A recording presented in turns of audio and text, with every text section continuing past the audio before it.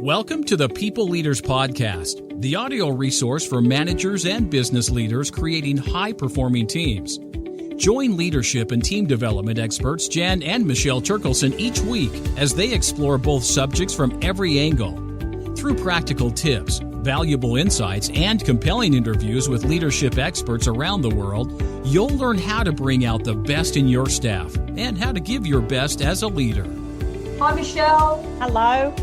How are we? Great. So I have a question for you. Yes. If not now, when? Great question, Jan, because if it's not now, when are you going to make those changes as a team? We've had the most successful teams have been the ones that have continued to put learning and development, team building, working on themselves up there with getting the work done and staying safe. And so the teams that are waiting till this is over, you will have missed the boat. You will have missed the opportunity, one of the best and biggest opportunities that you're ever going to have as a team to, inch up to that high performing mark is now. Yeah. And the reason why it's now is because things are different and the invitation is for you to be different. So if you've been someone that hasn't been able to, extend trust, this is the time that you can practice that. If you've been the type of person that hasn't actually spoken up, in meetings before, this is the time to flex those things. So start to think about, if you're a people leader and you've got a team, and the reason why we're doing this podcast is because we've been running so many sessions with people on particular issues. And so what we wanted to do in this podcast is share with you 7 of our most popular virtual team sessions that we've been running, but also give you some strategies and something useful that you can start to use or have a conversation with your team. So shall we kick off with number 1? Yeah, number 1. So the first one that we do is the MBTI. That's right. We run team sessions with teams on personality. That's right. And so one of the things that most people would know, one of the dimensions is introversion, extroversion, which is where you get your energy from. And so if you have a hybrid working environment, you might have some people working from home and you might have some people still working at the office or out on site or something like that. Be mindful that people with a preference for introversion are going to respond and react or want information in a different way. So what we do know is everybody wants to be in the know and to be kept up to date with what's happening, whether you're introvert or extrovert. However, the way that they get the information, process the information, then give you feedback about that is going to be very different. So people with a preference for extroversion, they're going to want to talk it out. They would want a group session. They want to talk, ask questions, and then that's how they're going to process. People with a preference for introversion, however, give it to them in writing, give it to them in advance, send a note and let them process in that way. And they're going to do better with one-on-one, like coming back to you one-on-one with some information or some questions. So again, same information, you're just packaging it up differently and you're providing a different platform in order for them to process that information. Yeah, and if we were running a session on the Myers-Briggs, these are some of the strategies that we would share, but also individually as teams, because as you know, there are some teams that have mostly extroverts and maybe one introvert, and that's a real opportunity to, bring a different perspective to the team, because when you've got a difference in the team, it allows your perspective to grow. So the more diversity you have, I think the more opportunity there is to gain a lot more insight and perspective. Yeah, great. And so the second workshop that we've been doing with teams is well-being. So well-being working from home. And, we've run a whole series of these well-being workshops. And, the biggest tip for me is to get up and move. And unless you have it in your diary or written down that at 11 o'clock and at 2 p.m., you are going to stand up, you are going to go for a walk, you are actually going to move your body.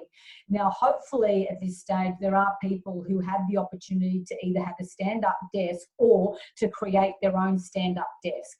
Because if you're sitting down for most of the day, half of your energy is being blocked.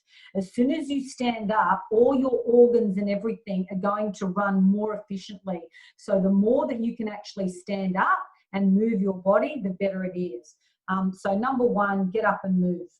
Yeah, the number two, it's more of a mental technique that you can start to incorporate, and that is use reflection. At the end of the day, reflect on your day in terms of, so what did I learn about myself or about others, and is there something that I would do differently? And then another question could be like, what could I be looking forward to tomorrow? And just by starting that process, subconsciously, you're embedding those questions, knowing that you need to answer them the next day or in a couple of days' time.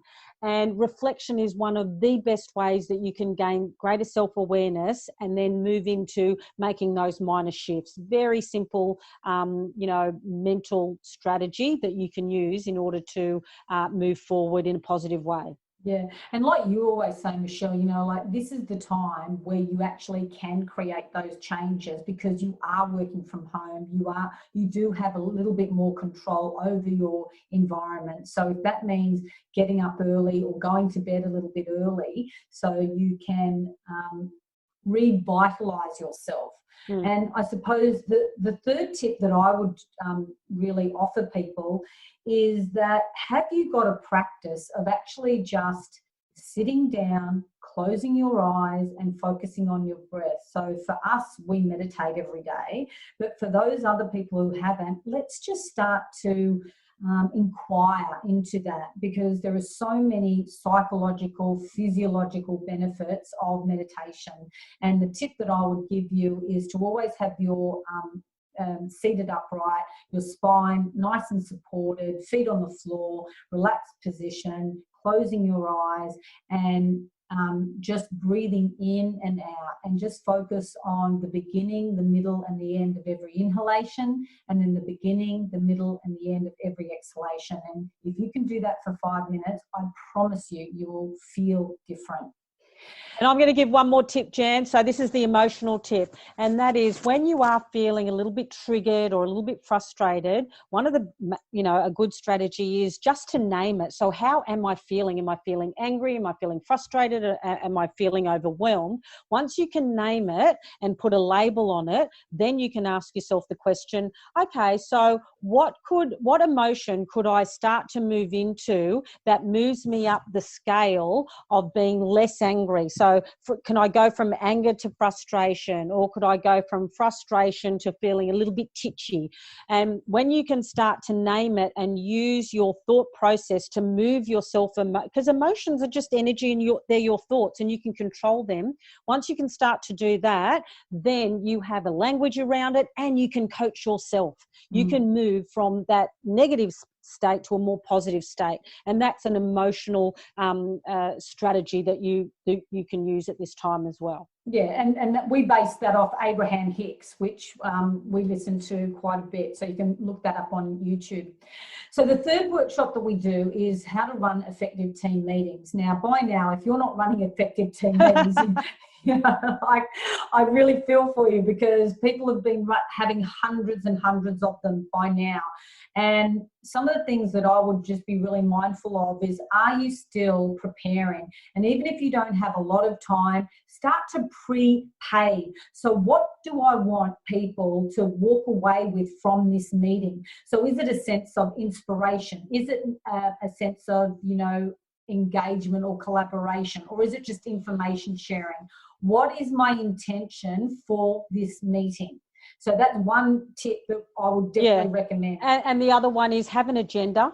And so have an agenda, even if you haven't got an agenda, which we would always, advise beforehand, use your first minute to establish an agenda with your team.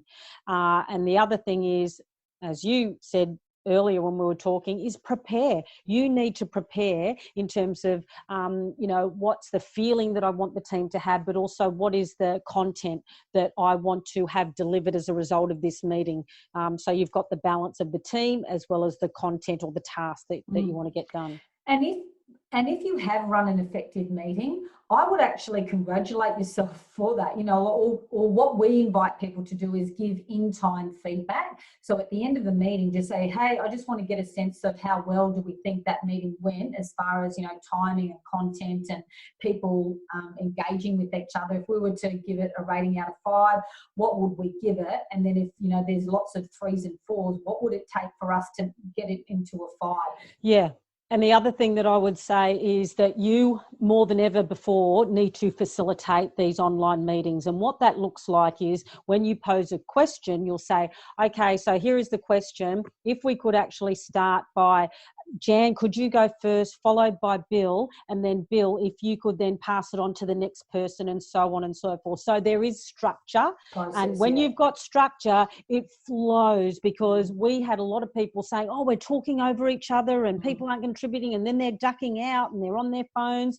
And so, we could spend, well, obviously we've got a whole lot of time. Workshop on it. Yeah, exactly. So yeah, let's move on. So the next workshop that we've been running is just team building. So people just want to go, so, our team is dispersed, but we want to bring them together. How do we do that?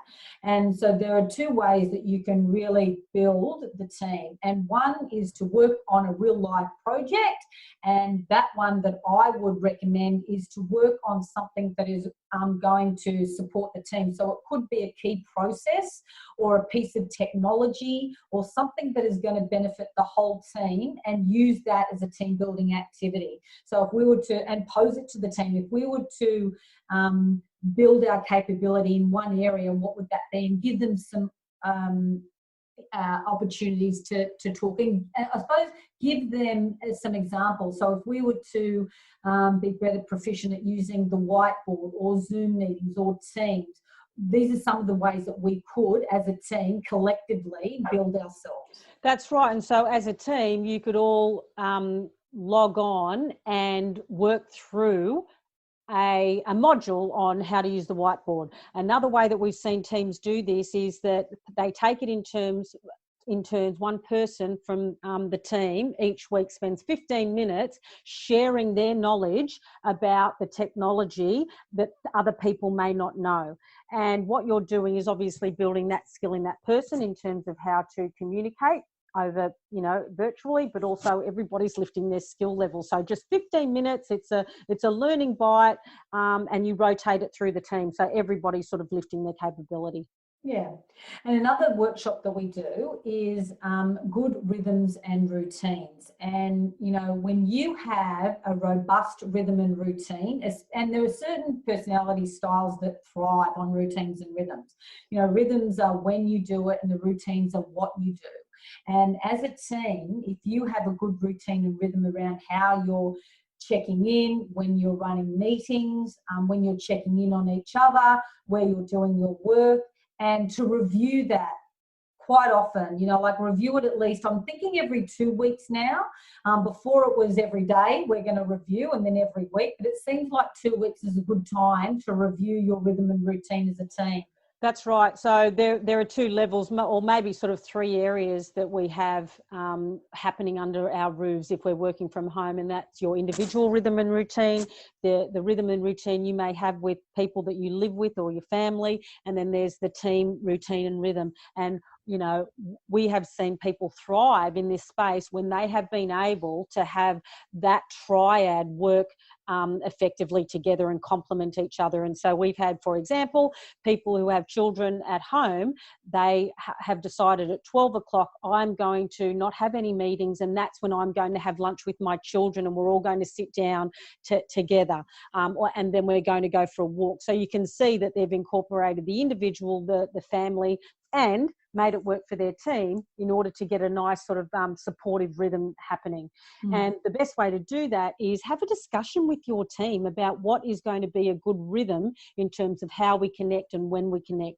You know, will we make sure that we're not sending emails after 8 o'clock at night? Or do we accept that that is something that we're going to do and you don't have to answer it? Just have the conversation around what is an appropriate rhythm and routine for you and your team. And one team, what they decided to do is every fortnight they would have a walking meeting. So it wasn't on Zoom or Teams or whatever. They would just be listening to one another about, you know, having a check-in. So that's another way of you know, being able to do two things. The other workshop that we've been running quite a lot on is change and uncertainty. And as we mentioned, I wonder why, Jen. and you know, based on personality styles and types, there are certain personality styles that are quite challenged by ambiguity and uncertainty. So one of the things that we would really recommend is, as a people leader, put up the change curve. Have the conversation about how human beings deal with change and uncertainty, and what are some of those emotional, the emotional sort of roller coaster that people go to, isn't it? And so when we put up the change curve and take people and explain the change curve, and then we get, once they understand the change curve, then we get them to, you know, identify where they think they are in the change curve, which leads to really interesting conversations about, okay, so if this is where I'm at, what are the things that I need? And there are 3 key areas in that change curve: at the beginning, the middle, and the end. And at the very beginning, when anxiety is really high, the best thing that you can do is give people lots of information and also make them feel safe. Like, those two absolutely paramount. And then as you're coming up out of the change curve, then it's about a plan. And we're getting that a lot from people now. They're saying to their managers, so what's the future? What does it look like? Give us the plan. And we take people through how to do that. Even if you don't have the answers, you can still start creating the plan. Yeah, which is such a great segue to our last workshop that we do, which is called Lock in the Learnings. And this is how to establish a transition plan. So, and we've called it our COVID transition plan, because what the invitation is for teams and individuals to come out of this stronger, having really lift their capability. And in order to do that, you need a plan. And we put together a very robust template that steps people through. We've actually got a full workshop, haven't we, Michelle, with a workbook, questions? Yeah, so we've got the whole package, but what we'll give people is the template, which is really, once you've been through we have a set of process questions that we ask people, and they're in sort of the core areas of team development. It's, you know, the goals, the roles, the interpersonal stuff, and and stakeholders, and so once you've answered these process questions, then you can use the template to collect that data and move forward. And there's something on safety, and there's something on, you know, technology, where and when we do our work, and the technology. Like, it's a really, really comprehensive plan. Yeah. However, we're going to give away the template. So if people feel comfortable to do that with their teams, definitely they can do that. Yeah. So we just wanted to give you a bit of a snapshot into some of the workshops that we have been doing. Wanted to share some strategies with you.